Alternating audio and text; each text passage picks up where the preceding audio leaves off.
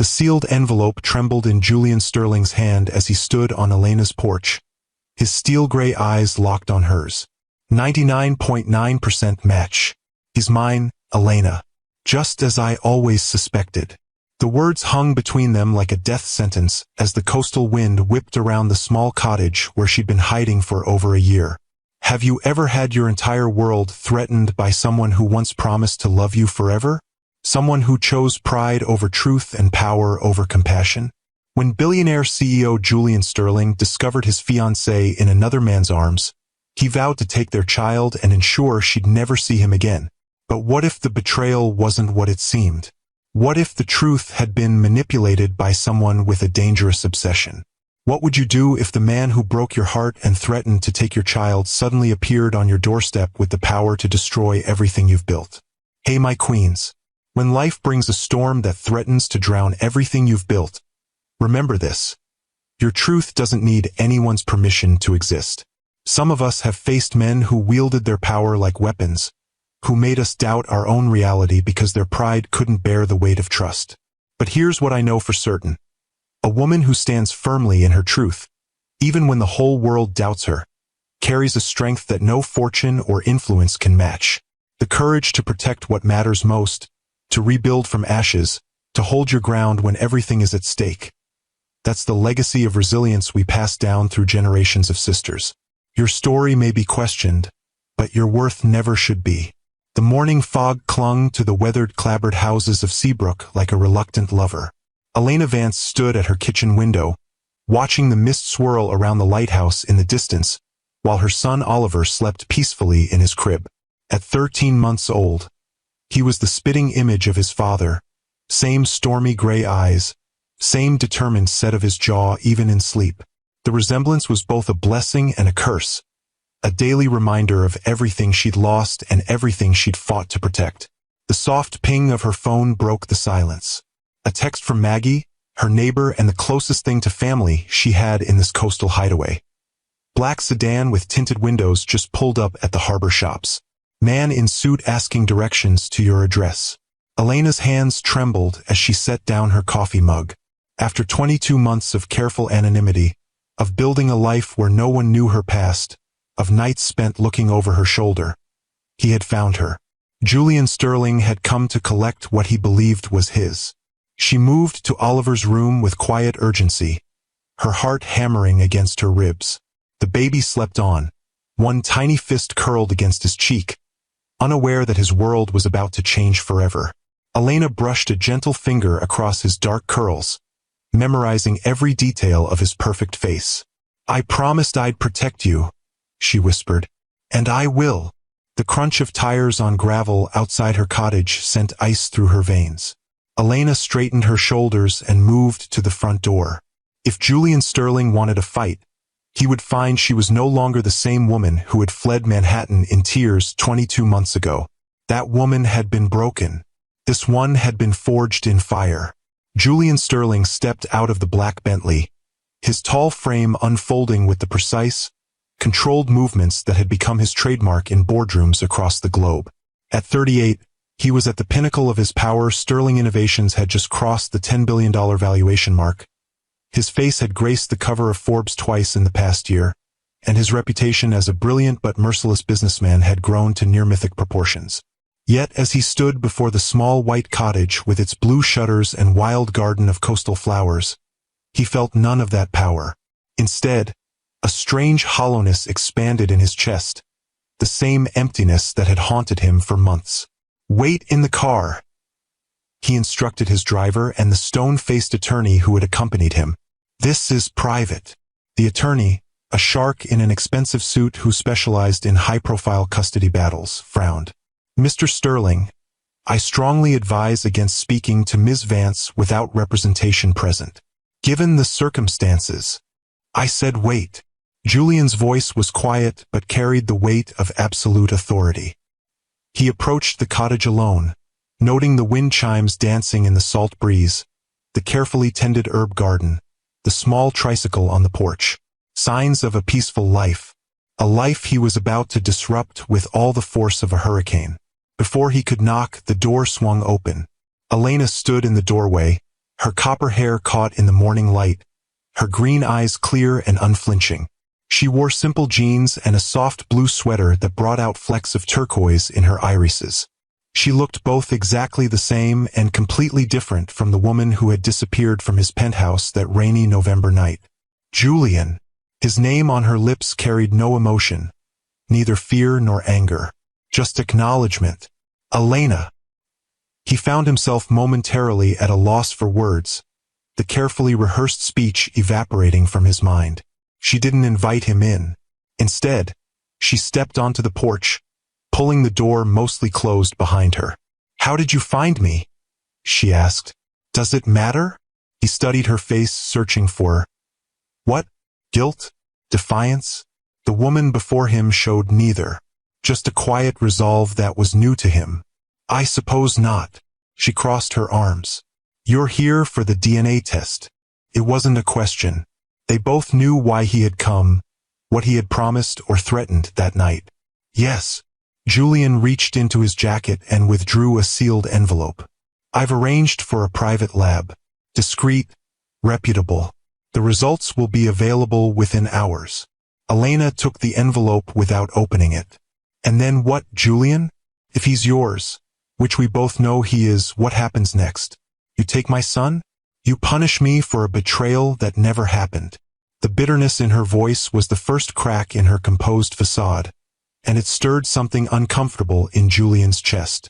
"I have a right to know my child," he said, his voice harder than he intended. "A right?" Elena's laugh held no humor. "Rights are for people who show up, Julian. For people who listen when someone they claim to love begs them to believe her. For people who don't threaten to use their power and wealth to rip a child from his mother's arms." Julian's jaw tightened. "You disappeared. You took my child and vanished. I protected my child from a man who made it very clear he would use every resource at his disposal to take him from me." Her eyes flashed. "What choice did I have?" Before Julian could respond, a soft cry came from inside the cottage. Elena's entire demeanor changed in an instant, her focus shifting completely from the confrontation to the sound of her child. "Wait here," she said, disappearing inside. Julian stood on the porch, listening to the gentle murmurs as Elena comforted the baby. His baby, if what she had always claimed was true. The sound of her voice, soft and loving, stirred memories he had spent months trying to bury. Elena laughing in the kitchen of his penthouse as she attempted to teach him to make pasta from scratch. Elena curled against him on lazy Sunday mornings, her hair spread across his chest. Elena's eyes, bright with tears of joy, when he had knelt before her with a ring that had taken 3 jewelers to perfect, before everything had shattered. The door opened again, and Elena emerged with a child in her arms. Julian's breath caught in his throat. The boy was beautiful, dark curls framing a face that was hauntingly familiar. Julian found himself staring into a miniature version of his own eyes, the same eyes that had gazed back at him from childhood photographs in his mother's albums. "This is Oliver," Elena said quietly. "Oliver, this is Mr. Sterling." The formality stung more than Julian had expected. The child regarded him solemnly, one small hand clutching his mother's sweater. "He has your eyes," Elena said, the words carrying a weight of unspoken meaning. "He always had your eyes. I told you the truth from the beginning." Julian swallowed hard, unprepared for the surge of emotion that swept through him at the sight of his son. "May I?" He gestured vaguely, uncertain how to ask permission to touch his own child. Elena hesitated, then nodded once. She didn't hand Oliver over but shifted him slightly so Julian could see him better. Julian reached out slowly, offering his finger to the boy. Oliver studied it with serious concentration before reaching out to grasp it with surprising strength.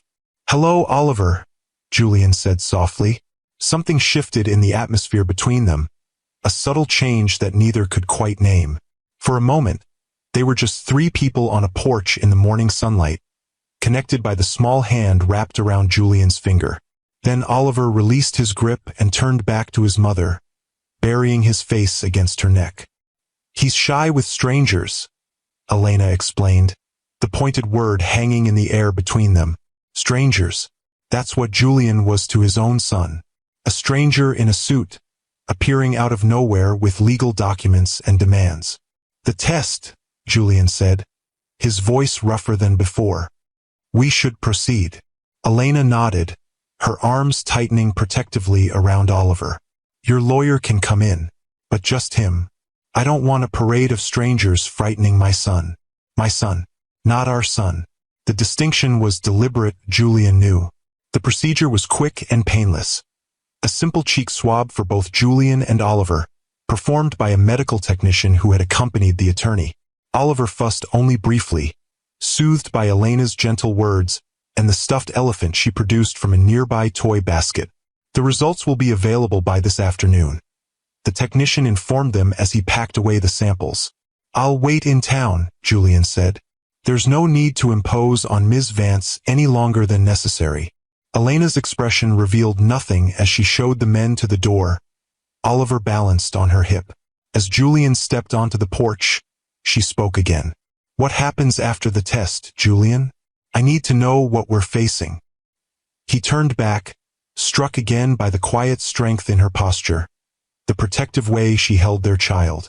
We'll discuss that when the results are in, he said, unwilling to commit to a path before he had absolute confirmation. No, Elena's voice was firm. You don't get to leave us in limbo. If you're here to take him from me, I deserve to know now.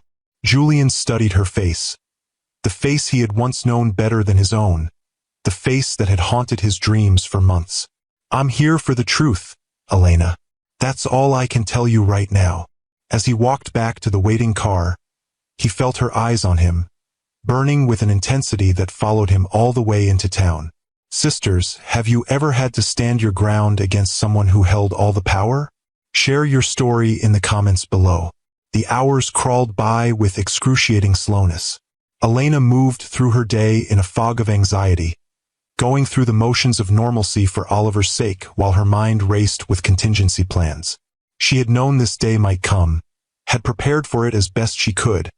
But now that Julian was here, flesh and blood instead of the specter that had haunted her nightmares, she felt woefully unprepared. She had seen something in his eyes when he looked at Oliver, something that frightened her more than his cold anger ever could. Recognition, connection, the undeniable pull of blood calling to blood. Maggie arrived shortly after Julian left, her round face creased with concern. I came as soon as I could get away from the shop. Was that him? The father? Elena nodded, watching Oliver stack blocks on the living room rug. Julian Sterling in the flesh. The billionaire? Maggie whistled low. When you said your ex had resources, I pictured a successful lawyer or doctor, not that. That's why I ran, Elena said quietly. You don't win against men like Julian.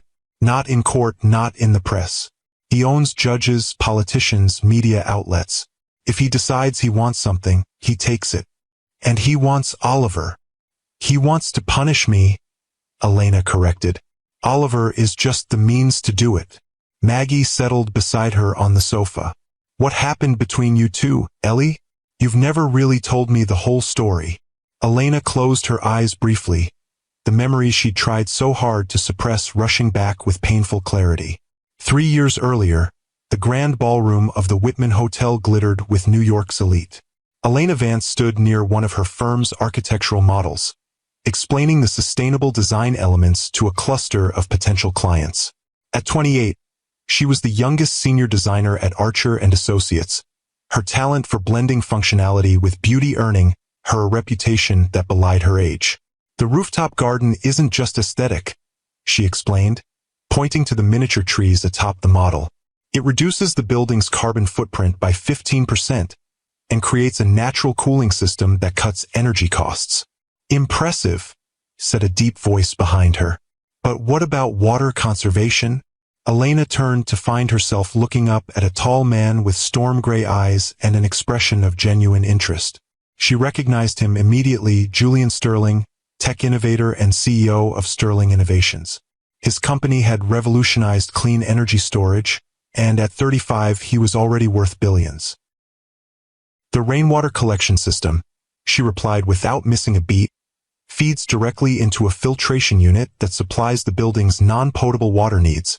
It reduces municipal water usage by 40%. A smile touched the corner of his mouth. You've thought of everything. That's my job, Mr. Sterling. Julian, please. He studied the model more closely. I've been looking for an architect who understands that sustainability doesn't have to sacrifice beauty. My foundation is planning a new headquarters in Chicago. Elena felt a flutter of excitement. The Sterling Foundation was known for its groundbreaking work in environmental conservation and education. I'd be happy to set up a meeting with our principal architects. I'd rather talk with you, he interrupted. You clearly understand the vision. That night had been the beginning. What started as a professional conversation about building design had evolved into hours of talking about everything from childhood memories to favorite books. Julian wasn't what she'd expected from a tech billionaire. He was thoughtful, attentive, surprisingly funny in a dry, understated way. He courted me old-school style, Elena told Maggie, a faint smile touching her lips at the memory. Flowers, handwritten notes, actual dates where he turned his phone off. He'd send his driver to pick me up for lunch breaks with picnic baskets from my favorite deli. Once, he flew me to Chicago for dinner just because I mentioned missing the deep dish pizza from my college days. Sounds like a fairy tale, Maggie said. It felt like one. Elena's smile faded. But Julian had scars. His ex-wife had cheated on him with his former business partner. The betrayal nearly destroyed him, not just emotionally, but professionally. They tried to force him out of his own company. He fought back and won, but it left him wary. Understandable, Maggie nodded. He was always honest about his trust issues, said he might seem paranoid sometimes, might need extra reassurance. I thought I understood. Elena shook her head. But understanding someone's wounds in theory is different from facing them in reality. 6 months into their relationship, Elena had moved into Julian's penthouse overlooking Central Park. Their life together had seemed perfect, her career flourishing under his encouragement, his workaholic tendencies softening with her influence. They balanced each other. Then came the unexpected pregnancy. I was terrified to tell him, Elena admitted. We talked about children in the abstract, someday future. But when I saw that positive test, I panicked. Julian was in the middle of a major product launch, working 18-hour days. How did he take it? Maggie asked. Elena's expression softened. He was wonderful. Shocked at first, then excited. He came home the next day with a tiny pair of baby shoes and a diamond ring. Said he'd been planning to propose anyway. But now he had even more reason to make us a family. The engagement period had been blissful. Julian threw himself into preparations for the baby with the same intensity he brought to his business ventures. Researching the safest cribs, interviewing potential pediatricians, converting a spare bedroom into a nursery. We were going to get married in the spring. A small ceremony in the Berkshires where his grandmother had lived. Elena's voice hardened. Then Marcus Thorne happened. Who's Marcus Thorne? Maggie prompted. A ghost from my past. We were in college together at Northwestern. He asked me out repeatedly, wouldn't take no for an answer. It got uncomfortable enough that I had to switch classes to avoid him. Elena shook her head. I hadn't seen him in years.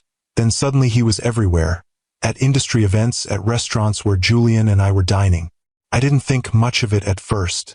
New York is a small world in some ways. But it wasn't coincidence, Maggie guessed. No, he'd been tracking me, following my career, my relationship with Julian. He'd become obsessed. Elena's hands trembled slightly as she reached for her tea. One night, Julian was supposed to meet me at this restaurant downtown. Marcus approached my table, said Julian had called to say he was running late. It seemed plausible. Julian was often delayed by work. Oliver looked up from his blocks, sensing the tension in his mother's voice. Elena forced a smile for him before continuing. Marcus sat down, ordered drinks. He was charming, normal. Then he excused himself to take a call, and when he came back, he seemed different, agitated. He leaned across the table, said he needed to tell me something important. Elena's voice dropped to a near whisper. Marcus knew Julian had just entered the restaurant. As I leaned in to hear him, Marcus suddenly grabbed my shoulders and leaned in, hovering just inches from my lips. From Julian's perspective across the crowded, dim room, it was a perfect illusion of a passionate kiss. I froze in shock, my hands coming up to push him away. But in that split second, the damage was done. Julian didn't stay to see me shove Marcus back. He only saw the embrace he had been conditioned to fear. That's diabolical, Maggie breathed. It was calculated, Elena said, bitterness edging her voice. Marcus knew exactly what he was doing. He knew about Julian's ex-wife, about the betrayal that had left him with trust issues. He staged the whole thing perfectly. And Julian believed the worst. Elena nodded. I tried to explain what happened, but Julian I'd never seen him like that. Cold, distant. He wouldn't listen to anything I said. When I followed him home to explain, Marcus had already sent him doctored photos, old pictures of us from college events, manipulated to look recent. He'd created fake text exchanges, hotel receipts. But surely Julian would have investigated? A man with his resources. Pride, Elena said simply. Julian's pride was wounded. He'd been betrayed before by his ex-wife.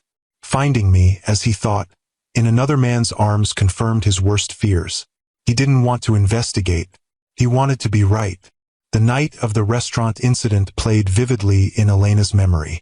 She had followed Julian back to their penthouse, desperate to explain, to make him understand. The elevator ride up had been excruciating, Julian standing as far from her as possible, his face a mask of controlled fury. "Julian, please," she had begged as they entered the apartment. "It wasn't what it looked like. Marcus set the whole thing up. He's obsessed with me, has been since college."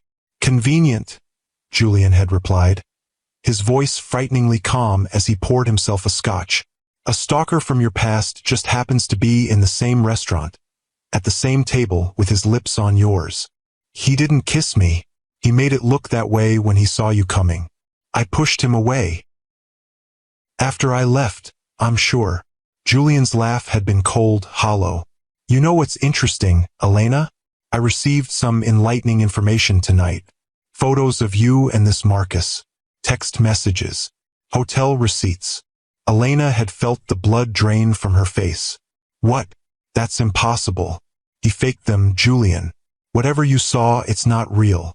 Julian had pulled out his phone, showing her the images, her and Marcus at what appeared to be recent events, intimate moments that had never happened. The timestamps showed dates throughout their relationship. "These are doctored," she had insisted, her voice rising with desperation. "That's me at the alumni event 3 years ago. He's photoshopped it to look recent." "Julian, you have to believe me. Like I believed Vanessa?" he had asked quietly, referring to his ex-wife. She had explanations too. Coincidences.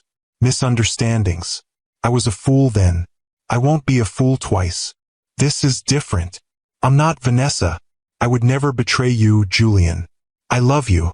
And yet here we are." He had drained his scotch, setting the glass down with deliberate care. "Pack your things. I want you out by morning." The memory of what came next made Elena's chest tighten even now, 22 months later. "I was desperate," she told Maggie. "I knew once he calmed down, once he really thought about it, he'd realize I was telling the truth. So I told him about the baby, hoping it would make him pause, make him think. And," Maggie prompted when Elena fell silent. "He said I was using the convenient pregnancy to trap him in a lie, that I was trying to pass off another man's child as his." Elena's voice broke. "He said once the baby was born we would do a DNA test. If the child was his, he would use every penny of his fortune to take it from me. That I would never see my baby again." "Oh, Ellie." Maggie reached for her hand. "I left that night, packed what I could carry and disappeared. I had some savings, enough to start over somewhere quiet, somewhere he wouldn't think to look. Until now." "Until now," Elena agreed, watching Oliver abandon his blocks to toddle toward them. She scooped him up, breathing in the sweet baby scent of his hair. I don't know what changed, why he's here after all this time. But I know one thing, I won't let him take my son. The sound of tires on gravel silenced them both. Through the front window, Elena saw the black Bentley returning, right on schedule. Do you want me to stay? Maggie asked. Elena shook her head. This is between Julian and me, but be ready just in case. If anything happens, I'll be at home. One call, and I'll be here with the sheriff in 5 minutes. Maggie squeezed her shoulder before slipping out the back door, avoiding an encounter with the approaching men. Elena stood in the center of her living room, Oliver on her hip, as a knock sounded at the door. This was it, the moment that would determine their future. With a deep breath, she went to face Julian Sterling and whatever verdict he had brought with him. If you've ever been wrongfully accused, hit that like button. And if you're enjoying this journey, subscribe to join our storytelling family. Julian stood on the porch of the small cottage for the second time that day, the sealed envelope from the lab heavy in his hand. The results had come back exactly as he had expected, 99.9999% probability of paternity. Oliver was his son, had always been his son, just as Elena had claimed from the beginning. The knowledge sat like a stone in his stomach, not the vindication he had once imagined, but a weight of responsibility and regret. The door opened, and Elena appeared with Oliver in her arms. The boy was dressed in fresh clothes, tiny jeans and a blue sweater that matched his mother's, his dark curls damp from what must have been a recent bath. He regarded Julian with solemn curiosity, one small hand playing with the collar of Elena's sweater. You have the results, Elena said, her eyes fixed on the envelope. Julian nodded. May I come in? This isn't a conversation for the doorstep. After a moment's hesitation, Elena stepped aside, allowing him into the small, sun-filled living room. It was nothing like the sleek, minimalist spaces she had once designed in New York. This room was warm, lived in, with comfortable furniture and walls covered in framed photographs and Oliver's colorful artwork. Would you like to sit? She offered, gesturing to the sofa. Julian took a seat, watching as Elena settled in an armchair opposite him, Oliver secure in her lap. The boy studied Julian with unabashed curiosity. His gray eyes, Julian's eyes, taking in every detail of the stranger in his home. The results confirm what you've always said, Julian began, placing the envelope on the coffee table between them. Oliver is my son. Elena's arms tightened around the boy. I never doubted it. No, you didn't. Julian's voice was quiet. Even when I accused you of lying, even when I threatened to take him from you, you never wavered from the truth. Something in his tone made Elena look up sharply. What are you saying, Julian? He met her gaze directly. I'm saying I know about Marcus Thorne. I know what he did, what he orchestrated. Elena's breath caught. What? I know he manipulated those photos, created fake messages, staged that scene in the restaurant. Julian's jaw tightened. I know you never betrayed me, Elena. The words she had longed to hear for 22 months hung in the air between them. Elena felt lightheaded, her grip on Oliver the only thing anchoring her to reality. How long? She managed. How long have you known? 6 months. Julian's gaze dropped to his hands. It started with inconsistencies in the evidence he provided. Dates that didn't align with your schedule. Places you couldn't have been because you were with me. Once I started looking, really looking, the fabrications became obvious. 6 months? Elena repeated, her voice hollow. You've known for 6 months that I was telling the truth, and you're only here now?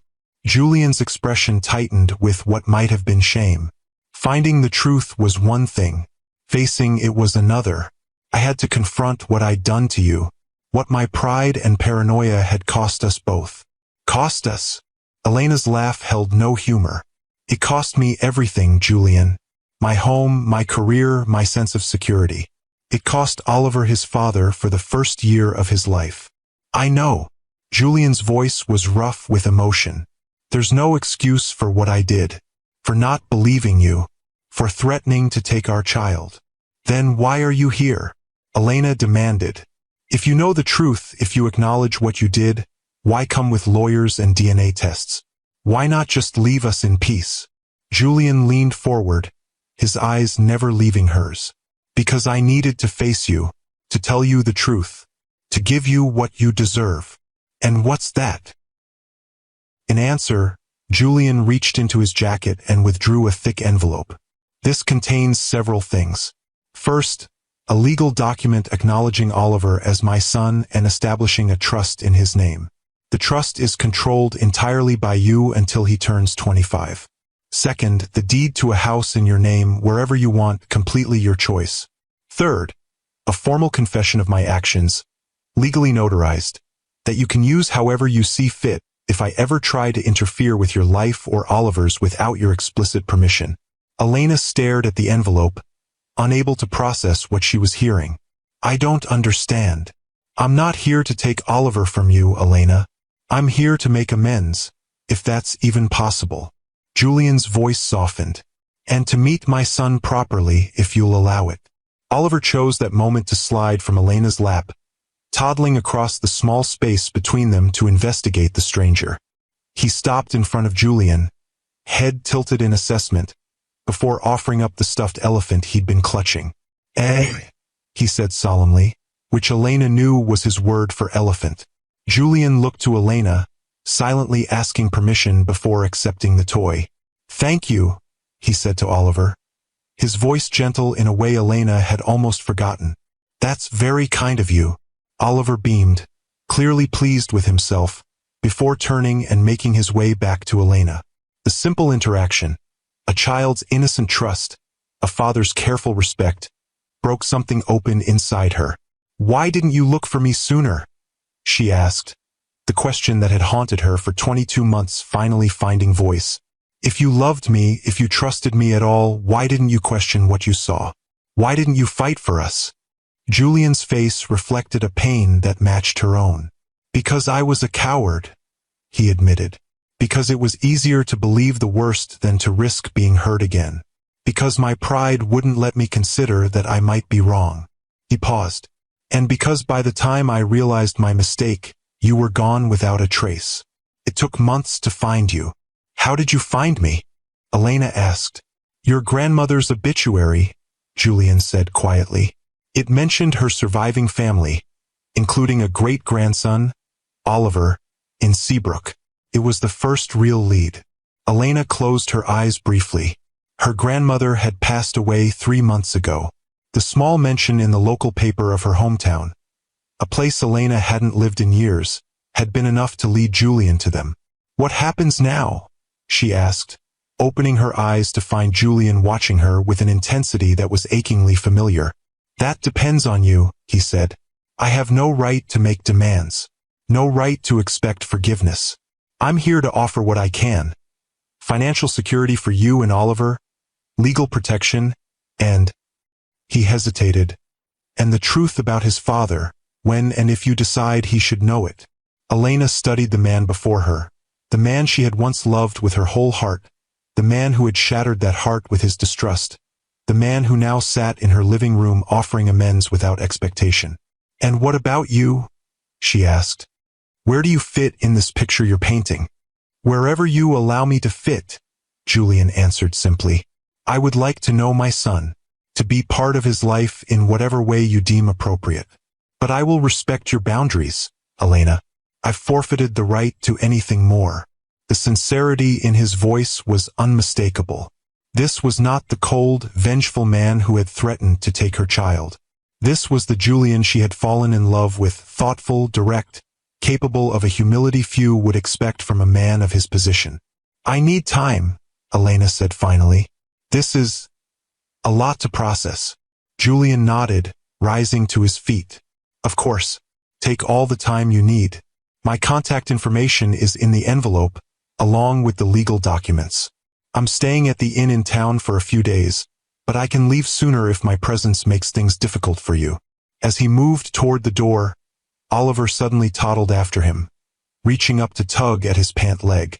Julian froze, looking down at the small hand clutching the expensive fabric of his suit. Up? Oliver demanded. raising his arms in the universal gesture of a child wanting to be lifted. Julian looked to Elena, uncertainty clear in his expression. After a moment's hesitation, she nodded. "It's okay." With careful movements, Julian lifted Oliver into his arms. The boy immediately reached for Julian's tie, fascinated by the silky material. "Blue," Oliver said proudly, one of the few colors he could name. "That's right," Julian said, his voice thick with emotion. "It's blue." Elena watched as her son placed a small hand on Julian's cheek, examining his face with the innocent curiosity of a child. The resemblance between them was undeniable. The same eyes, the same determined set of the jaw, even the same furrow of concentration between their brows. "He looks like you," she said softly. Julian nodded, unable to speak for a moment. When he finally found his voice, it was rough with unshed tears. "He's perfect, Elena. You've done an amazing job with him." "He makes it easy," she replied, echoing words Julian had once said about her. "He's the best thing that ever happened to me." "To us," Julian corrected gently, then immediately backtracked. "I'm sorry. I have no right to claim that connection." Elena didn't contradict him, but something shifted in her expression. "You should go," she said, rising to take Oliver from his arms. "I need to put him down for his nap." Julian relinquished the child reluctantly, his hands lingering for just a moment as he passed Oliver to Elena. "Thank you," he said, "for letting me meet him, for hearing me out." Elena nodded, her emotions too complex to voice. As she showed Julian to the door, he paused on the threshold. "Elena," he said quietly, "whatever you decide, know that I am truly sorry for the pain I caused you. You deserved better." With that, he was gone, walking back to the waiting car with measured steps that betrayed none of the emotion she had glimpsed in his eyes. Elena closed the door and leaned against it, Oliver heavy and warm in her arms. The weight of the past 22 months, the fear, the anger, the loneliness, pressed down on her, alongside this new, unexpected reality. Julian knew the truth, had known it for months, was offering her everything she should have had all along, with no strings attached. Why, then, did she feel so conflicted? Because forgiveness wasn't a simple transaction, she realized. Because trust, once broken, couldn't be repaired with legal documents and confessions, no matter how sincere. Because the man who had just held their son with such tenderness was the same man who had once threatened to take that child from her forever. "What do we do now, little man?" she whispered to Oliver, who was already drowsy against her shoulder. The boy's only answer was a soft sigh as he drifted towards sleep, untroubled by the complexities that plagued his mother's heart. Elena carried Oliver to his room, laying him gently in his crib. As she watched him sleep, her mind raced with possibilities and fears. Julian's revelation had upended everything she thought she knew about their situation. For 22 months, she had cast him as the villain in their story, the powerful man who had chosen pride over truth, threats over trust. That narrative had sustained her through lonely nights and uncertain days, fueling her determination to build a new life for herself and Oliver. But now the story had changed. Julian had acknowledged his mistake, had sought the truth albeit too late, had come not to take their child but to offer amends without expectation. What did that mean for her carefully constructed world? Elena moved to the kitchen, making herself a cup of tea with mechanical movements as she tried to sort through her tangled emotions. The envelope Julian had left sat on the coffee table, its contents promising security, protection, freedom, all the things she had fought for since fleeing New York. With trembling hands, she finally opened it, spreading the documents across the table. The trust fund for Oliver was substantial, enough to pay for the finest education, to give him opportunities Elena could never provide alone. The deed was for a property in Seabrook, not far from where she currently rented, a beautiful Victorian overlooking the harbor that she had admired on her walks with Oliver. But it was the third document that held her attention longest. Julian's confession was comprehensive, detailing his failure to believe her, his threats regarding custody, his eventual discovery of Marcus Thorne's deception. It was notarized, legally binding, and gave Elena complete power over any future relationship Julian might have with Oliver. It was, in essence, a surrender of control from a man who had built his empire on maintaining it. Elena set the papers aside, her tea growing cold as she stared out the window at the gathering dusk. The question that had been circling her mind since Julian's departure finally crystallized. What did she want? Not just for Oliver, though his well-being would always be her priority, but for herself. Did she want Julian in their lives? Could she trust him again, even in the limited role of a co-parent? Could she forgive him for the pain he had caused? She had no answers, only questions that would require time and reflection to resolve. The next morning dawned clear and bright, the kind of perfect spring day that made Seabrook's harbor glitter like scattered diamonds. Elena took Oliver for their usual morning walk, the routine a comfort amid the emotional turmoil of the past 24 hours. As they rounded the corner near the harbor shops, she saw him, Julian, standing at the railing overlooking the water, his tall figure unmistakable even from a distance. He wasn't wearing a suit today, but casual clothes that reminded her of weekend mornings in New York. Dark jeans, a gray Henley that matched his eyes, sleeves pushed up to reveal strong forearms. For a moment, Elena considered turning back, avoiding the encounter. But Oliver had already spotted the familiar figure, pointing excitedly. "Man!" he exclaimed, one of his favorite words for people he recognized. Julian turned at the sound, his expression shifting from surprise to cautious pleasure as he saw them approaching. He made no move toward them, waiting instead for Elena to decide whether to acknowledge him. "Good morning," she said as they drew near, her voice carefully neutral. "Good morning," Julian replied, his eyes moving from her face to Oliver's. "He looks happy today. He loves the water," Elena explained, adjusting Oliver in his stroller. "We walk down here every morning to watch the boats." Julian nodded, a small smile touching his lips as Oliver babbled excitedly, pointing at a passing sailboat. "He's very verbal for his age." "He started talking early," Elena agreed, a hint of maternal pride warming her voice despite her resolve to remain detached. "He has about 20 words now, and he understands much more than he can say." An awkward silence fell between them, filled only by Oliver's happy chatter. Julian broke it first. "I was just getting coffee," he said, gesturing to the small cafe behind them. Would you like to join me? Both of you, I mean." Elena hesitated, torn between the caution that had become second nature and the undeniable pull of unresolved questions. "I don't think." "Please," Julian interrupted gently. "Just coffee. In public. No pressure, no expectations." Something in his expression, a vulnerability she had rarely seen in the confident CEO, swayed her. "All right," she agreed. "Just coffee."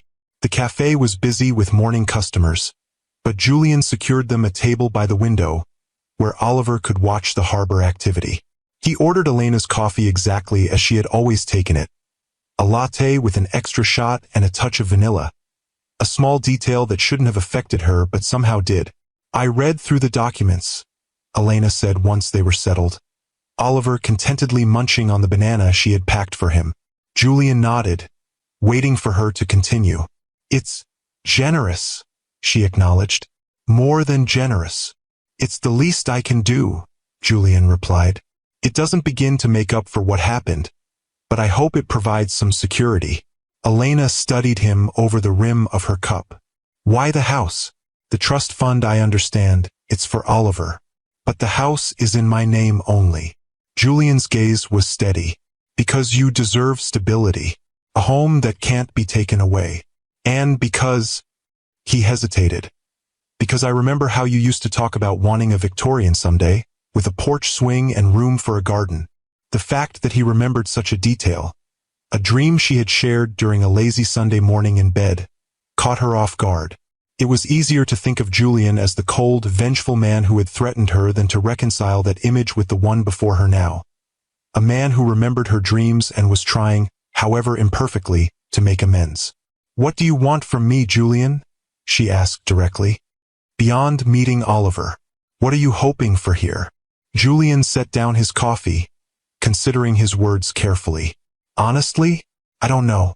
When I started looking for you, it was about confirming the truth, about meeting my son. I didn't think beyond that. He met her eyes. I don't expect forgiveness, Elena. I don't expect us to be what we were. I want to be part of Oliver's life, in whatever way you deem appropriate. And I want you to know that I recognize the gravity of what I did. And Marcus? Elena asked, the name still bitter on her tongue. What happened to him? A hardness entered Julian's expression. He's been dealt with. Legally, he added, seeing her concern. Once I discovered what he'd done, I had my legal team build a case. He's facing charges for fraud, harassment, and defamation. His architectural license has been revoked. He won't bother you again. Elena absorbed this information, feeling a weight lift that she hadn't realized she'd been carrying. The fear of Marcus finding her, of continuing his obsessive pursuit, had been a shadow at the back of her mind even as she focused on Julian's more immediate threat. Thank you for that, she said quietly. Julian nodded, his expression softening as he watched Oliver, who was now attempting to feed Julian a piece of his banana. Without thinking, Julian leaned forward, accepting the sticky offering with exaggerated appreciation that made Oliver giggle. The sound, her son's laughter, Julian's gentle response, created a strange ache in Elena's chest. This was what should have been. What could have been, if pride and fear hadn't torn them apart. I should go, she said abruptly, gathering Oliver's things. He needs his nap soon. Julian didn't try to stop her, rising to help her with the stroller instead. Of course. Thank you for the coffee. And the conversation. As they stood outside the cafe, Elena found herself reluctant to simply walk away. How long will you be in Seabrook? She asked. As long as necessary, Julian replied. I've cleared my schedule. I can work remotely for now. Elena nodded, processing this. I need time, Julian, to think about all of this, about what it means for Oliver. For me. Take all the time you need, he assured her. I'm not going anywhere. The promise, or was it a warning? Followed her as she walked back to the cottage, Oliver already drowsy in his stroller. Julian Sterling wasn't going anywhere. The question was, what did that mean for the life she had so carefully built without him? My queens, what would you do in Elena's position? Would you forgive, or would you protect your heart? Tag someone who's shown incredible strength when faced with a difficult choice. The days that followed fell into an unexpected pattern. Each morning, Elena and Oliver would encounter Julian during their harbor walk. What began as brief, awkward exchanges gradually evolved into longer conversations, shared coffees, even a lunch when Oliver was particularly energetic and unwilling to return home for his nap. Julian was careful, respectful of the boundaries Elena established. He never pushed for more time than she offered, never attempted to see Oliver without her present, never presumed upon the fragile trust that was slowly rebuilding between them. A week after his arrival in Seabrook, Elena found herself watching Julian and Oliver on the small beach near the lighthouse. Julian was helping the boy build a sandcastle, his expensive watch set aside, his hands covered in wet sand as he patiently followed Oliver's enthusiastic if incomprehensible directions. There was a gentleness in Julian's interactions with their son that touched something deep in Elena's heart. He was naturally paternal in a way that surprised her, patient, attentive, delighting in Oliver's smallest achievements. It was a side of Julian she had glimpsed during their time together in New York, in the way he mentored young employees, in his quiet generosity toward his housekeeper's children, but never so clearly as now. He's good with him, Maggie observed, having joined Elena for their beach outing. Better than most first-time dads. Elena nodded, unable to deny the evidence before her. He's trying. And what about you? Maggie asked, her voice gentle but probing. What are you feeling about all this? Elena sighed, watching as Oliver dumped a bucket of sand onto Julian's outstretched legs, earning a laugh rather than a reprimand. Confused, angry still sometimes, but also, I don't know. There's a part of me that remembers why I loved him, why I wanted to build a life with him. Do you think you could trust him again? Maggie's question went to the heart of Elena's dilemma. I don't know, she admitted. He hurt me, Maggie. Not just with the accusations, but with how quickly he believed the worst of me. How easily he discarded everything we had built. People make mistakes, Maggie said. Even big ones. This wasn't just a mistake. It was a fundamental failure of trust. Elena's voice hardened. He threatened to take my child. Yes, he did, Maggie agreed. And that's unforgivable. Unless you decide to forgive it. Elena turned to look at her friend. What would you do? Maggie considered the question seriously. I can't answer that for you, honey. But I will say this, forgiveness isn't about the other person deserving it. It's about freeing yourself from the weight of anger. And sometimes, the people who hurt us most deeply are the ones who can help us heal, if we let them. Elena mulled over Maggie's words as she watched Julian and Oliver. The man building sandcastles with her son was both familiar and strange, the Julian she had loved, yet changed by the events that had separated them. There was a humility to him now, a carefulness that spoke of hard lessons learned. Could she trust that change? Could she risk her heart, and more importantly, Oliver's, on the hope that Julian had truly transformed? As if sensing her gaze, Julian looked up, meeting her eyes across the sand.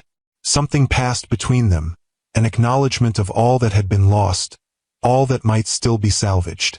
He smiled, a small, uncertain gesture that reminded her of their first meetings, before success and betrayal had complicated everything. Elena found herself smiling back, a reflexive response that surprised her with its ease. That evening, after Oliver was asleep, Elena sat on her porch swing, watching the stars emerge over the harbor. The spring air was cool but not uncomfortable, carrying the scent of salt and distant flowers.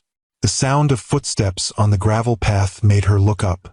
Julian stood at the edge of her yard, hesitant, as if unsure of his welcome. I was walking back to the inn, he explained. I saw you sitting here. Elena nodded, neither inviting him closer nor sending him away. After a moment's hesitation, Julian approached, stopping at the bottom of the porch steps. May I?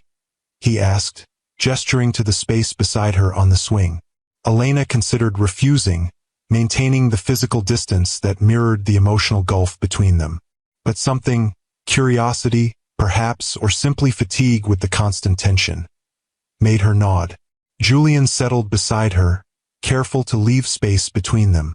For a while, they sat in silence, the gentle creak of the swing the only sound. I never thanked you, Elena said finally. Julian looked at her, surprised. For what? For finding the truth about Marcus. For making sure he can't hurt anyone else the way he hurt us. Julian's expression darkened. I should have looked for the truth sooner. Should have questioned what I saw, what he presented as evidence. Yes, you should have, Elena agreed, her voice firm but not unkind. Why didn't you? It was the question that had haunted her for 22 months. The one she had asked before but never received a satisfactory answer to. This time, Julian seemed prepared to truly answer it.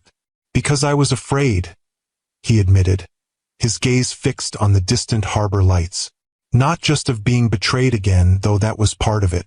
I was afraid of how much I loved you, of how completely you had become essential to me. Elena frowned. That doesn't make sense, Julian. If you loved me. When Vanessa betrayed me, Julian interrupted, it nearly destroyed me, not just emotionally, but my company, my life's work. I survived by shutting down, by becoming the cold, calculating businessman everyone expected me to be. It worked.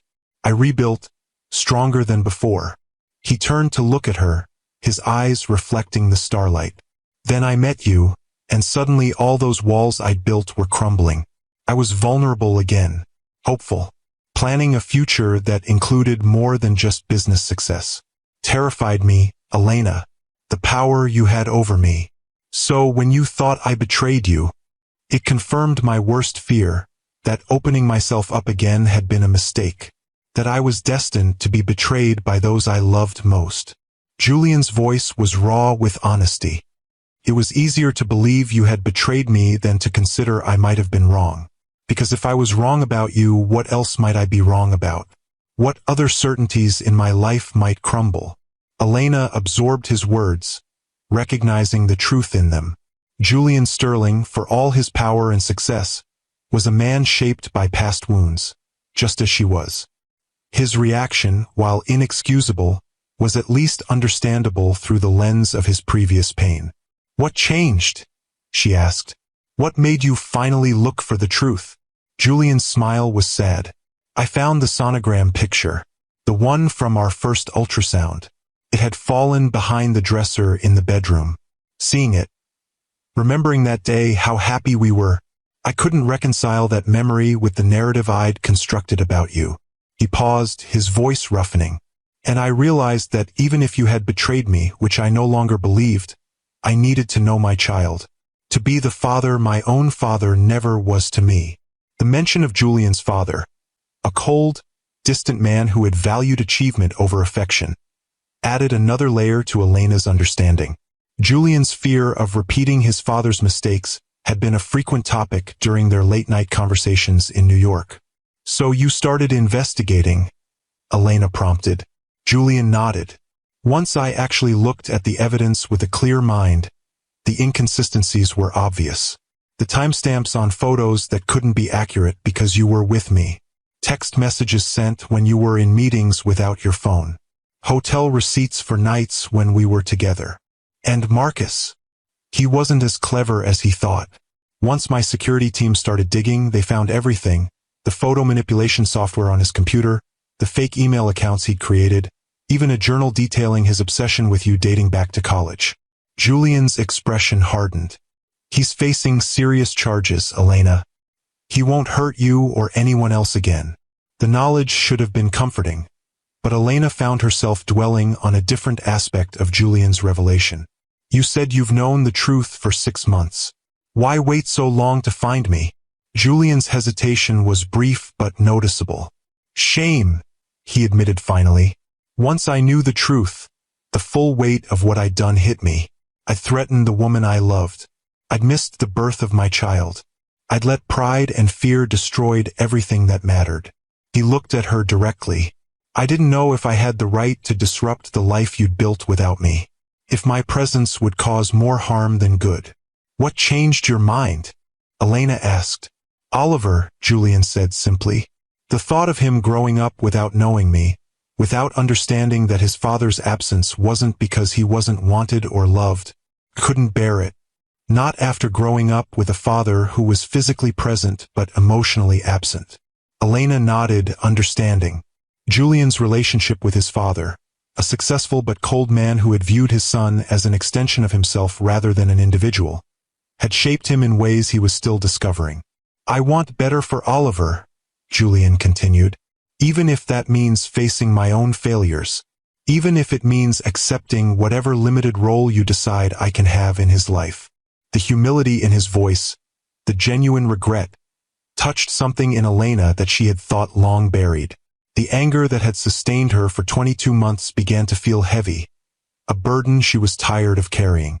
"I'm still angry with you," she said honestly. "What you did, the threats, the accusations, they changed me, Julian.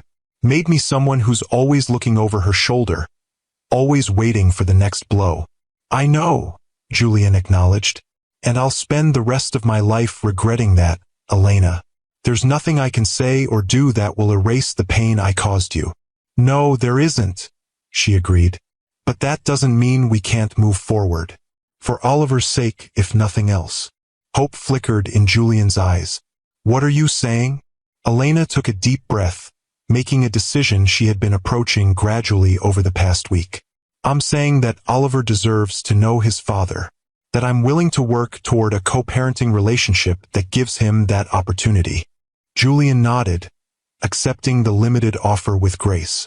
"Thank you. I promise I won't let either of you down again." "Don't make promises you might not be able to keep," Elena cautioned. "Just be present, be consistent. Show Oliver the man I thought I knew, not the one who threatened to take him from me." I will, Julian vowed. Every day, in every way I can. They sat in silence for a moment, the weight of their conversation settling around them. The distance between them on the swing seemed both vast and insignificant, a physical representation of the emotional journey still ahead. It's getting late, Elena said finally. I should check on Oliver. Julian rose immediately. Of course. Thank you for talking with me, for being willing to consider a path forward. As he stepped off the porch, Elena called after him. Julian. He turned, his face half illuminated by the porch light. Yes. The house, she said. The one you bought for me. It's too much. Julian shook his head. It's yours, Elena. No strings attached. Whether or not you ever fully forgive me, whether or not we ever move beyond co-parenting, you and Oliver deserve security. Elena studied him, searching for any hint of manipulation or ulterior motive. Finding none, she nodded slowly. Thank you, not just for the house, but for respecting my boundaries, for being patient. A small smile touched Julian's lips. Patience was never my strong suit in business. I'm learning it's essential in matters of the heart. With that, he turned and walked away, his figure gradually disappearing into the darkness beyond her yard. Elena remained on the swing, her thoughts as vast and complex as the starry sky above. The path ahead was uncertain, fraught with potential pitfalls and painful memories. But for the first time in 22 months, Elena felt something like hope stirring in her chest. Not for a romantic reconciliation, but for a future where her son would know his father, where the wounds of the past might eventually heal into scars that no longer ached with every movement. It was a beginning, however tentative, and sometimes beginnings were enough. The next few weeks brought a gradual shift in their dynamic. Julian found a small house to rent in Seabrook, making it clear he intended to stay for the foreseeable future. He established a routine that respected Elena's boundaries while allowing him to be a consistent presence in Oliver's life. Morning walks by the harbor, afternoon playtimes at the park, occasional dinners at Elena's cottage where he would read Oliver bedtime stories before leaving. Elena watched the bond between father and son grow with a mixture of joy and trepidation. Oliver, with a child's natural resilience, accepted Julian's presence without question, delighting in the attention and affection his father showered upon him. Julian, for his part, approached fatherhood with the same intensity he brought to his business ventures, researching child development, learning Oliver's routines and preferences, adapting his own schedule to accommodate his son's needs. He's moved his entire operation to Seabrook, Elena remarked to Maggie one afternoon as they watched Julian push Oliver on the swings at the small town park. His assistant flew in yesterday with documents for him to sign. Apparently, he's running Sterling Innovations remotely for now. That's quite a commitment, Maggie observed, especially for a man who used to live and breathe his company. Elena nodded, unable to deny the evidence of Julian's dedication. He had made no demands, no assumptions about his place in their lives. Instead, he had simply shown up, day after day, proving through actions rather than words that he was committed to being the father Oliver deserved. As spring deepened into summer, Elena found herself gradually lowering the walls she had built around her heart. Not completely. The memory of Julian's betrayal was still too raw for that, but enough to allow for genuine conversations, shared laughter over Oliver's antics, even occasional moments of the easy companionship they had once enjoyed. One evening in late June, as they sat on Elena's porch after putting Oliver to bed, Julian broached a subject they had carefully avoided. "I've been offered a major contract in Chicago," he said, watching her face for a reaction. "It would mean significant expansion for Sterling Innovations, hundreds of new jobs." Elena felt a familiar tightness in her chest, the fear of abandonment that had become her constant companion. "I see," she said carefully.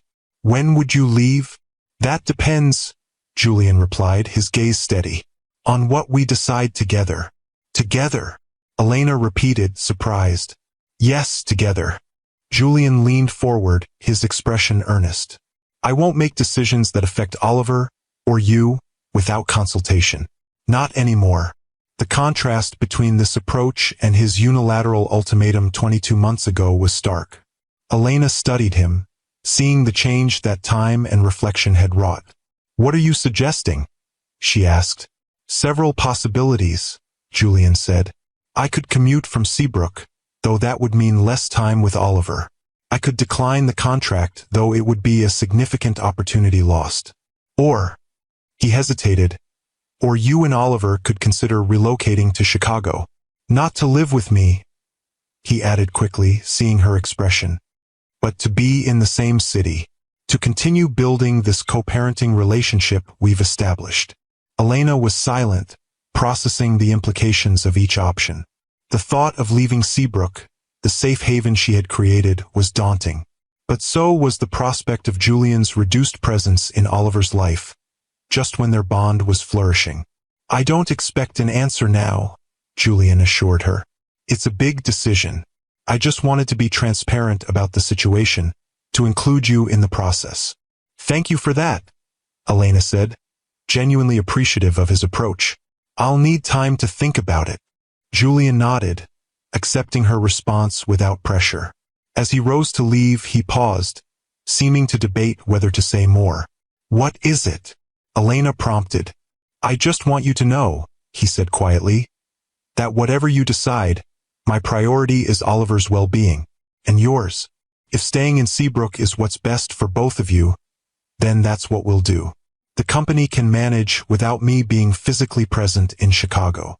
The willingness to put family before business, something the old Julian would have struggled with, was perhaps the clearest evidence of how profoundly he had changed. Elena found herself touched by his sincerity, by the depth of his commitment to their son. "I'll let you know my thoughts soon," she promised. After Julian left, Elena sat alone on the porch, contemplating the crossroads before her. Chicago represented uncertainty, a step away from the safety she had carefully constructed. But it also offered possibilities for Oliver to have both parents actively involved in his life, for Elena to perhaps resume her architectural career in a city rich with opportunities, for a fresh start unburdened by the shadows of Seabrook's isolation. The decision, when it came, surprised even her with its clarity. 2 weeks later, Elena stood in the empty living room of her Seabrook cottage, the last of her and Oliver's belongings packed into the moving truck outside. Julian had offered to handle all the logistics of the move, but Elena had insisted on maintaining her independence, hiring her own movers, finding her own apartment in Chicago's Lincoln Park neighborhood, close enough to Julian's penthouse for convenient co-parenting, but distinctly separate. "Ready for our adventure, little man?" she asked Oliver, who was exploring the empty space with fascination, his footsteps echoing on the bare floors. "Go car," he replied enthusiastically, one of his newest phrases. Elena laughed, scooping him up for a final look around the cottage that had been their sanctuary. "That's right. We're going on a long car ride to our new home." A knock at the open door announced Julian's arrival. He stood on the threshold, respectful as always of her space. "The truck is all loaded," he reported. "Everything okay in here?" Elena nodded, taking a deep breath. "Just saying goodbye." Julian's expression softened with understanding. "It's a beautiful place. It served its purpose well." "Yes, it did," Elena agreed. "It was exactly what we needed. A safe harbor." "And now?" Julian asked, the question encompassing far more than their physical relocation. Elena met his gaze directly. "Now we see what comes next. One day at a time." The drive to Chicago was long but surprisingly pleasant.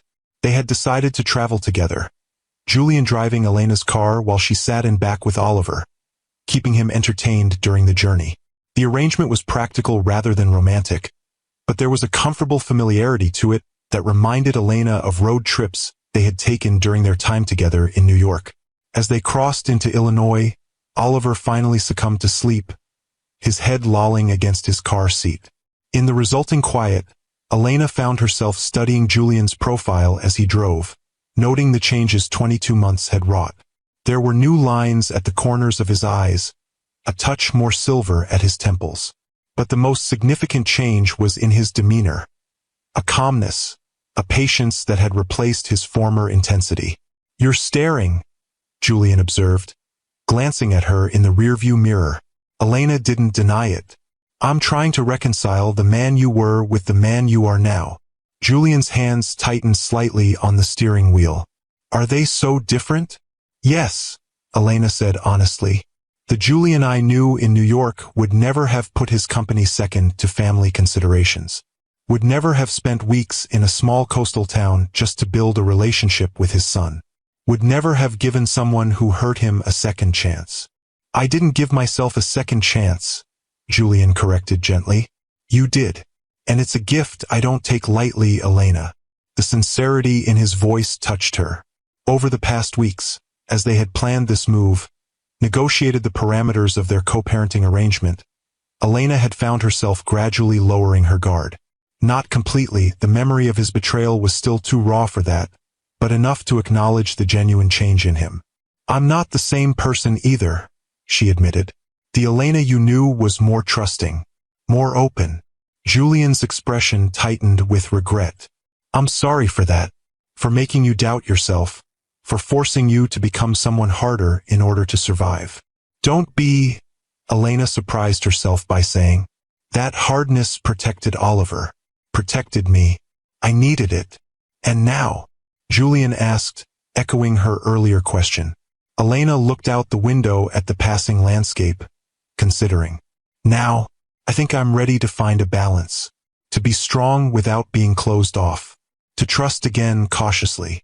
The words hung between them, an acknowledgement of how far they had come and how far they still had to go. As they approached Chicago, the skyline rising before them like a promise of new beginnings, Elena felt a sense of rightness settle over her. This move wasn't about rekindling what she and Julian had lost. That relationship, with its blind trust and passionate intensity, belonged to the past. This was about creating something new. A partnership based on mutual respect, clear boundaries, and the shared love of their son. It wasn't the future she had imagined when she fled New York 22 months ago, terrified and alone. It was something unexpected, something that had grown from the ashes of betrayal and the slow, patient work of rebuilding trust. 6 months later, Elena stood in her Chicago apartment, watching the first snow of winter dust the city in white. Oliver, now approaching his 2nd birthday, was at Julian's penthouse for their regular weekend visit, an arrangement that had evolved naturally as they settled into their new life. The move had been good for all of them. Oliver thrived with the stability of having both parents actively involved in his life. Julian had found a balance between his corporate responsibilities and fatherhood that seemed to fulfill him in ways his previous single-minded focus on business never had. And Elena had rediscovered her passion for architecture, accepting a position with a prestigious firm that valued her innovative approach to sustainable design. Their co-parenting relationship had developed into something neither of them had anticipated, a genuine friendship built on mutual respect and the shared joy of watching their son grow. Julian had been true to his word, never overstepping the boundaries Elena established, never using his wealth or influence to undermine her authority as Oliver's mother. The sound of her doorbell interrupted Elena's thoughts. Opening the door, she found Julian and Oliver, both bundled against the cold, their cheeks flushed from the winter air. We come bearing gifts, Julian announced, holding up a bag from Elena's favorite bakery. Someone insisted on bringing you a chocolate croissant. Mama Snow, Oliver exclaimed, reaching for her with mittened hands. Elena laughed, taking him into her arms. I see that. Did you and Daddy build a snowman? Too little, Oliver explained seriously. Need more. He's right, Julian confirmed, stepping inside and removing his coat. We need a proper accumulation for snowman construction. I promised him we'd try again next weekend if the weather cooperates. The easy domesticity of the moment, Julian moving comfortably through her kitchen to prepare coffee, Oliver chattering about his adventures in the snow, struck Elena with unexpected force. This was family, she realized. Not the traditional structure she had once envisioned, but something equally valuable. Two people committed to raising their child with love and respect, regardless of their personal history. Later, after Oliver had been settled for his nap, Elena and Julian sat at her kitchen table, the comfortable silence of long acquaintance between them. "I have something for you," Julian said finally, reaching into his pocket. "An early Christmas gift of sorts." He placed a small velvet box on the table between them. Elena looked at it warily.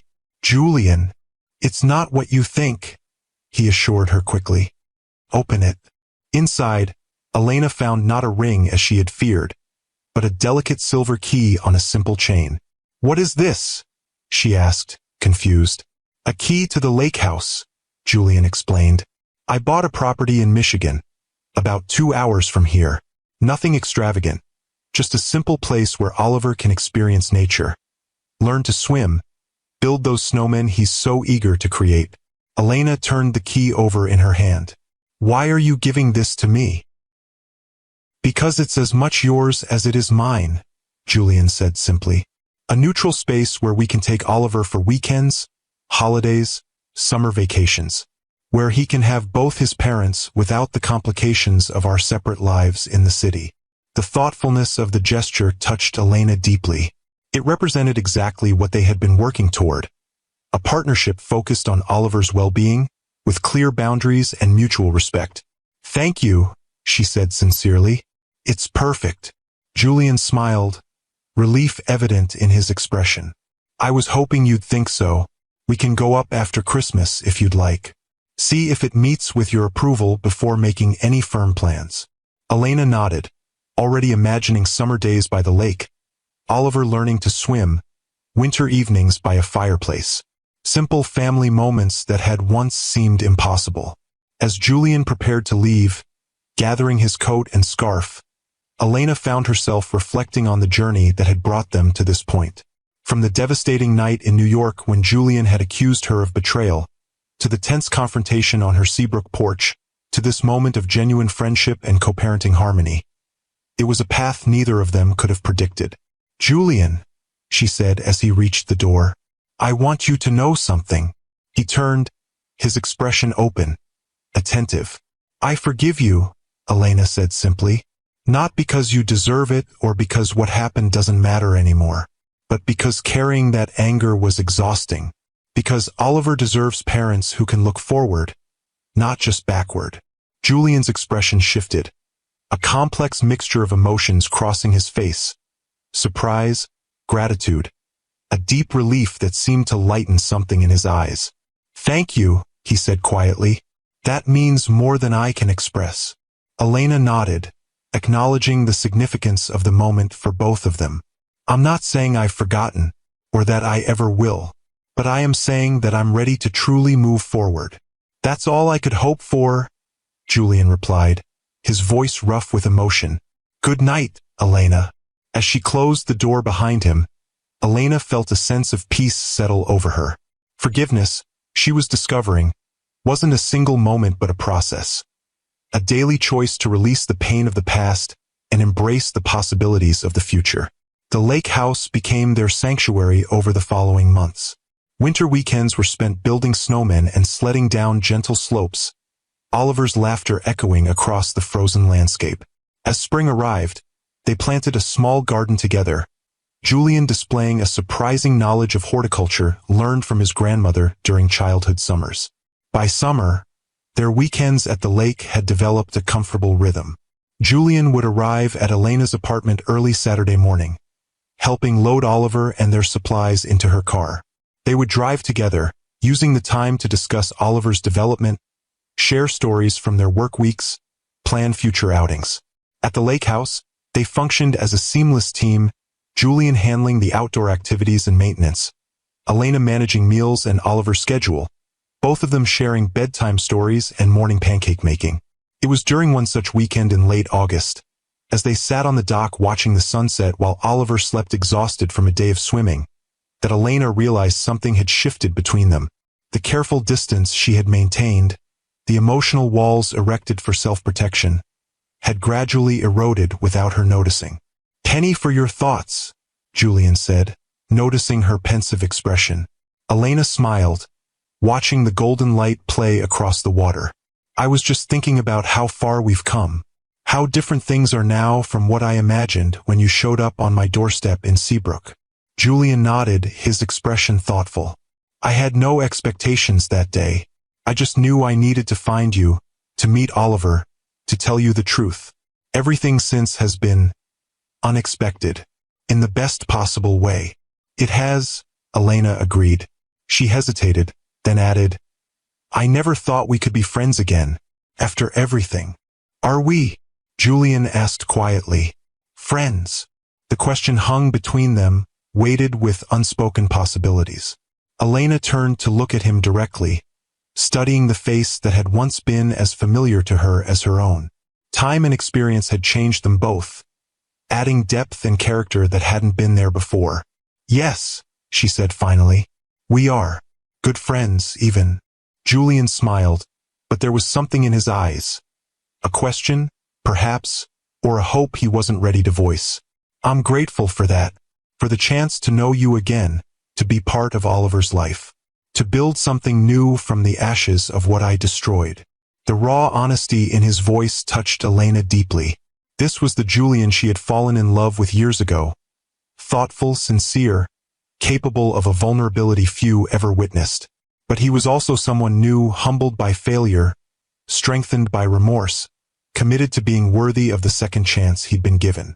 As summer faded into fall, Elena found herself looking forward to their lake house weekends with increasing anticipation. It wasn't just for Oliver's sake anymore, though his joy in having both parents together remained her primary concern. It was also for the quiet evenings on the porch after he was asleep, the early morning coffees shared in comfortable silence, the gradual rediscovery of the connection that had drawn them together in the first place.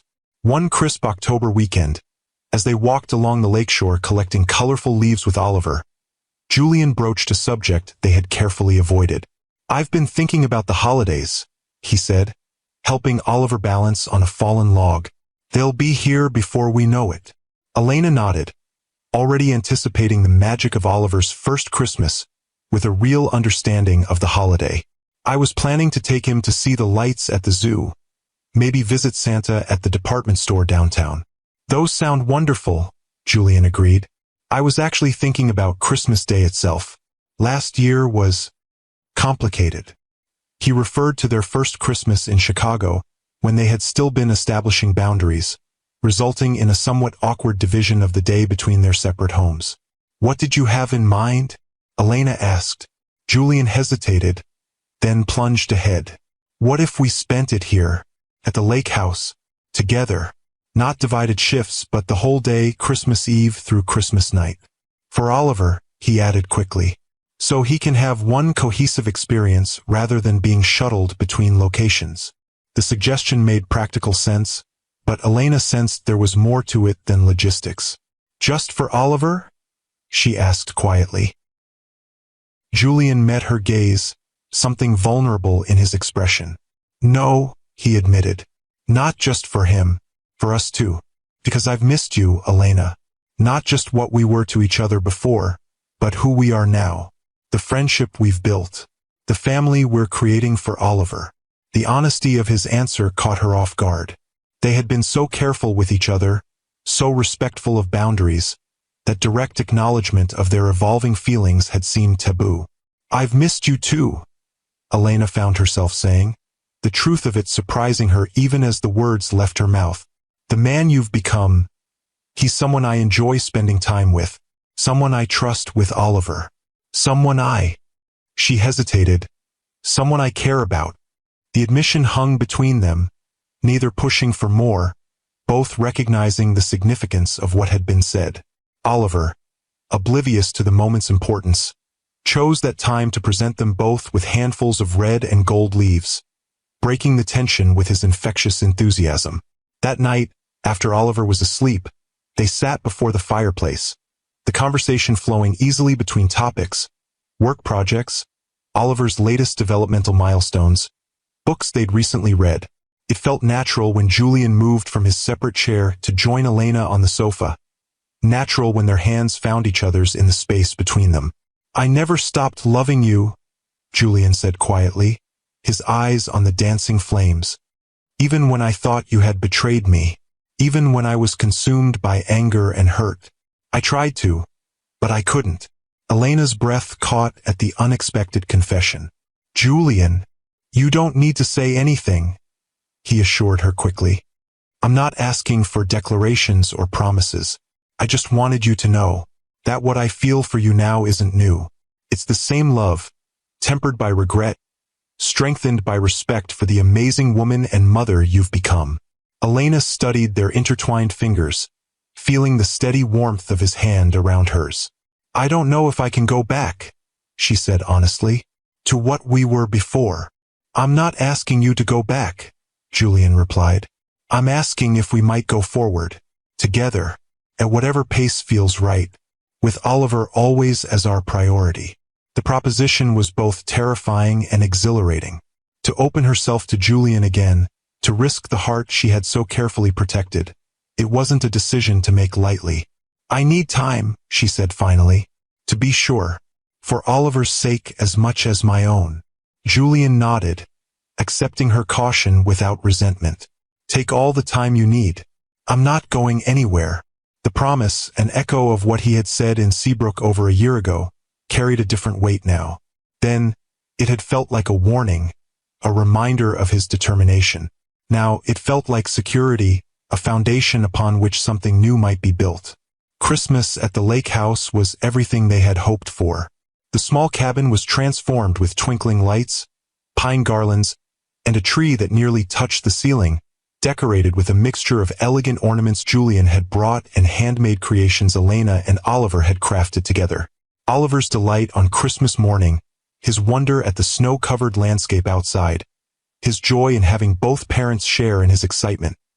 These moments crystallized for Elena what had been gradually becoming clear over the past months.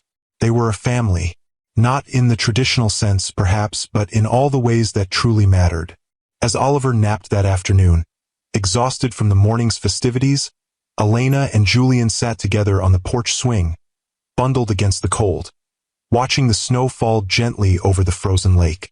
"Thank you for this," Elena said, leaning slightly against Julian's shoulder, "for creating this space where we can be a family for Oliver."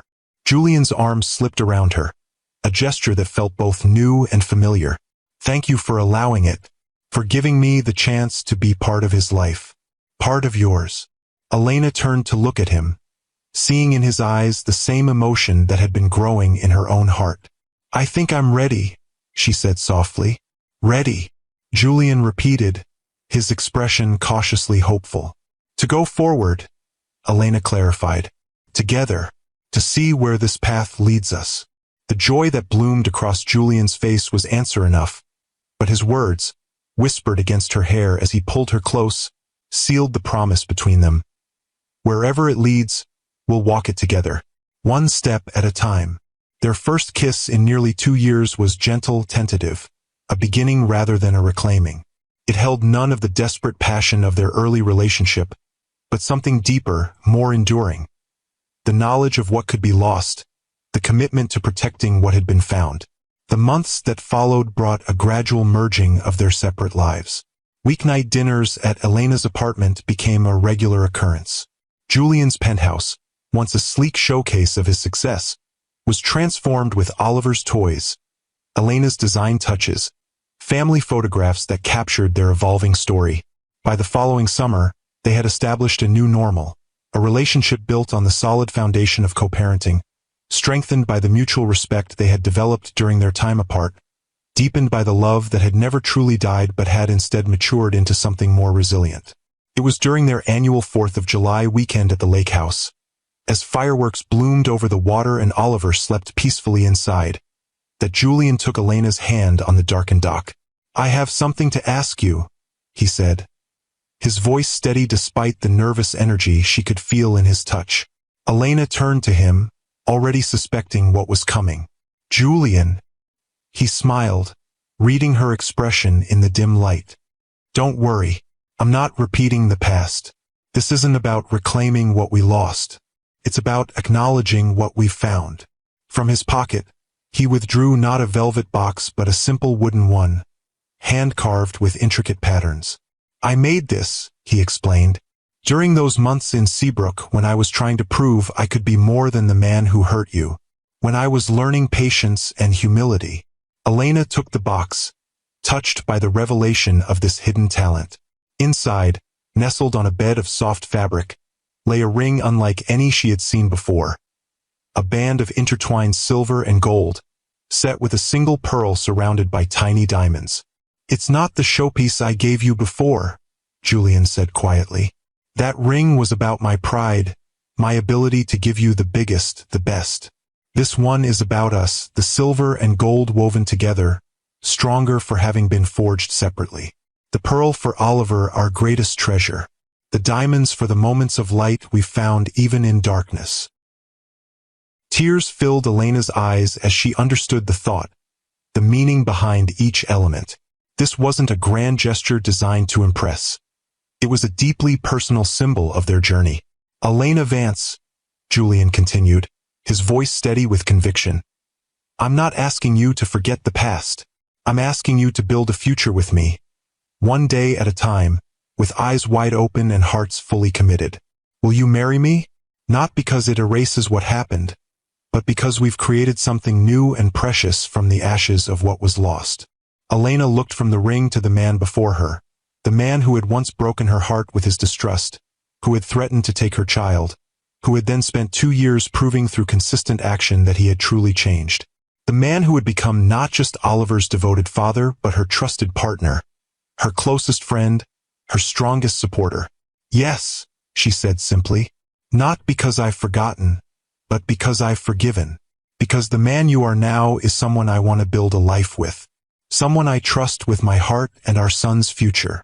As Julian slipped the ring onto her finger, the fireworks above reflected in the water below, creating a moment of perfect symmetry. Light above and below, past and future, endings and beginnings all converging in a single point of time. Their wedding the following spring was nothing like the lavish affair they had once planned in New York. Held at the lake house with only their closest friends and family in attendance, it was a celebration not of wealth or status but of resilience, forgiveness, and the family they had created against all odds. Oliver, now 3.5, took his role as ring-bearer with solemn importance, carefully carrying the wooden box Julian had carved to the simple arbor where his parents waited. Maggie, who had traveled from Seabrook to stand as Elena's maid of honor, wiped away tears as the couple exchanged vows they had written themselves, honest acknowledgments of their difficult journey, hopeful promises for the path ahead. "I vow to remember that trust is earned daily," Julian said, his voice carrying across the gathered guests to the lake beyond. "To listen before I judge, to seek understanding before conclusion, to be the husband and father you both deserve, present, patient, and unwavering in my commitment to our family." Elena's vows were equally heartfelt. "I promise to embrace the future without being chained to the past, to trust not blindly but wisely, based on actions rather than words, to build with you a home where forgiveness and growth are valued above perfection, where Oliver learns that love is not about never making mistakes, but about how we recover from them." As they sealed their promises with a kiss, Oliver clapping delightedly between them, Elena felt the final pieces of her heart's protective armor fall away. The journey from that rainy night in New York to this sun-dappled day by the lake had been long and painful, marked by betrayal and fear, but also by courage, truth, and ultimately, love. Julian Sterling had once threatened to take everything from her. Instead, he had given her something far more valuable than security or status. He had given her the gift of genuine partnership, of a love tested by fire and found unbreakable. As they turned to face their guests, hands joined with Oliver's between them, Elena knew with absolute certainty that they had created something rare and precious. A family built not on perfect beginnings but on the strength to overcome, the courage to forgive, and the wisdom to recognize that sometimes, the most beautiful stories arise from the ashes of what once seemed lost forever. If this story touched your heart, please like, share, and subscribe for more timeless love tales with Mr. Harrison. What story would you like to hear next?